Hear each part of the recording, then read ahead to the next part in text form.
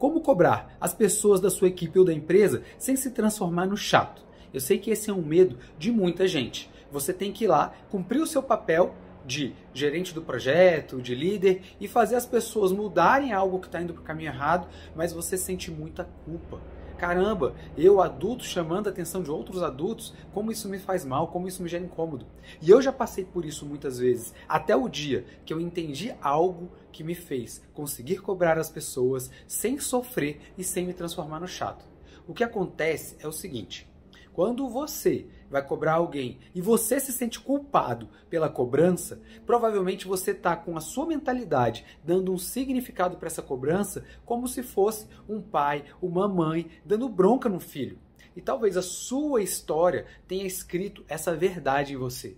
Mas na empresa, a gente está falando na relação entre adultos. E aí já não tem mais nada a ver em pai e filho. É simplesmente um alinhamento de expectativas. Você, como responsável pelo projeto, pela ação ou líder da equipe, simplesmente tem que alinhar expectativas com alguém que não está entregando o que é preciso para chegar no lugar que vocês precisam chegar juntos, e você vai chamar a atenção daquela pessoa falando do jeito certo, sem alterar o tom de voz, sem franzir a testa e os olhos, porque não é uma bronca.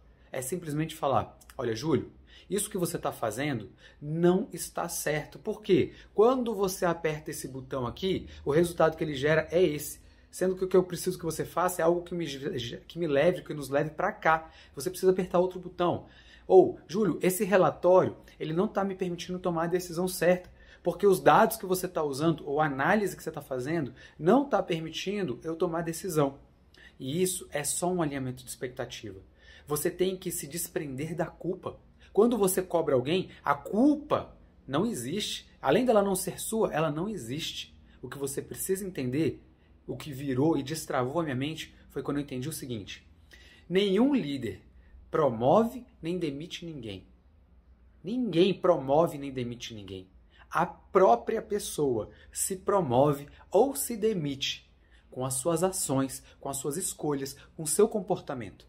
O bom líder só é o porta-voz da notícia. A empresa tem uma cultura e uma política, e o bom líder está ali para representar aquela cultura e aquela política. E se o meu comportamento não está alinhado com a cultura e com a política da empresa, e eu vou ter alguma consequência, como uma advertência, uma penalidade e, em último caso, até a demissão, não é porque o líder é mal comigo. Fui eu que não segui as regras daquele jogo, daquele lugar. E eu preciso saber disso e ser cobrado por isso. O líder, ele só é o porta-voz. Quando eu entendi isso, isso foi como se várias correntes que me prendessem quebrassem, trazendo, caíssem. Porque aí eu comecei a entender, eu simplesmente estou levando para aquela pessoa a consequência do que ela fez. Já ouviu falar em lei da semeadura?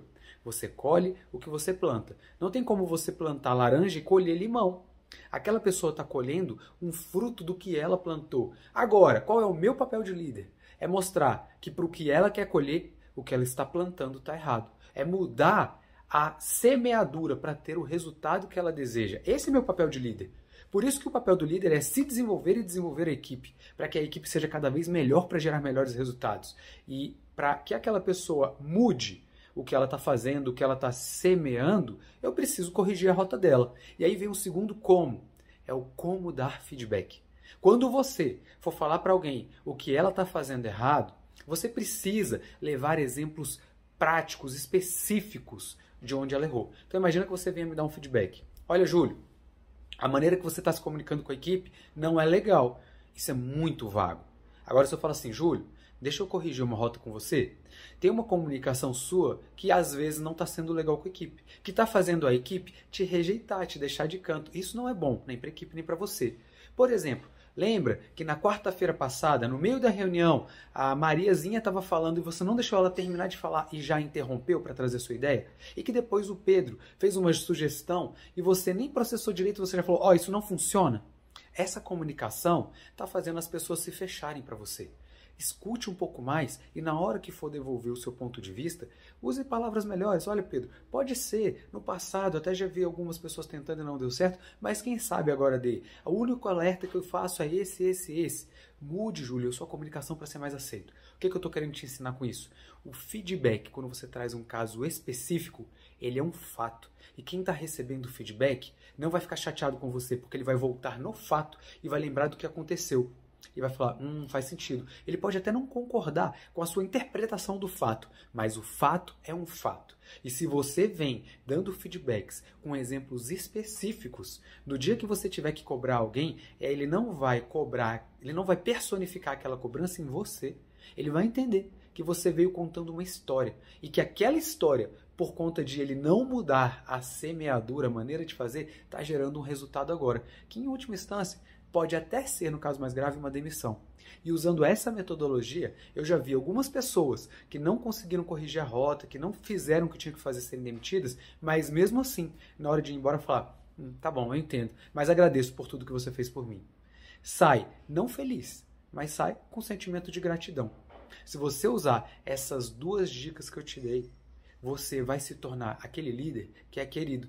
É aquele líder que sabe elogiar, mas que quando cobra, sabe como falar. E vai ser reconhecido assim. As pessoas vão falar, nossa, acho muito legal. Porque o Júlio, até quando tem que dar bronca, ele é gente boa.